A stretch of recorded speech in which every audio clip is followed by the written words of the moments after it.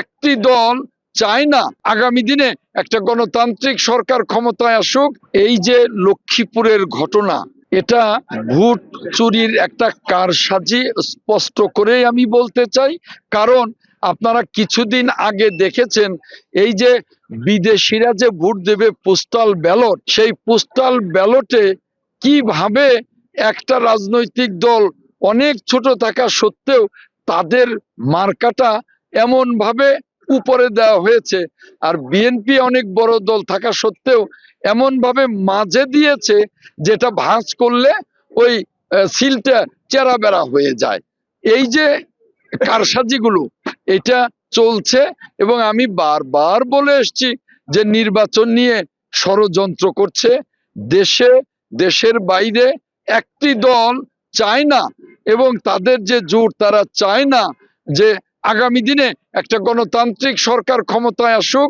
টানা তৃতীয়বার অর্জন করেছে দেশের সেরা সুপার ব্র্যান্ড স্বীকৃতি বসুন্ধরা টিস্যু, এবং বিএনপি ক্ষমতায় আসুক। তারা সব সময় এই নির্বাচনটা পিছিয়ে দেওয়ার চেষ্টা করছে, নির্বাচন ষড়যন্ত্র করছে। এবং এই যে আপনারা সিল দেওয়া ব্যালট বাক্সের ব্যালট পেপারের কথা বললেন, এগুলো তারই আলামত। তাই আমি আমার সখীপুর বাসাইলের প্রত্যেকটা ভোটারকে, সচেতন মহলকে এই ষড়যন্ত্র থেকে সতর্ক থাকার অনুরোধ জানাবো।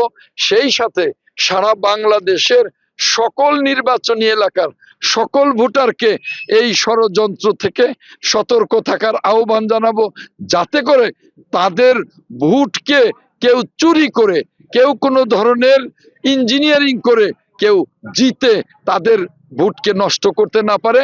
আমরা এই বাংলাদেশে একটা উদার গণতান্ত্রিক বাংলাদেশ চাই, আর উদার গণতান্ত্রিক রাজনৈতিক দল বিএনপি ক্ষমতায় গিয়ে তারা এই দেশটাকে গণতান্ত্রিক ভাবে পরিচালনা করবে। এটাই এদেশের মানুষের আশা, এটাই আমরা চাই।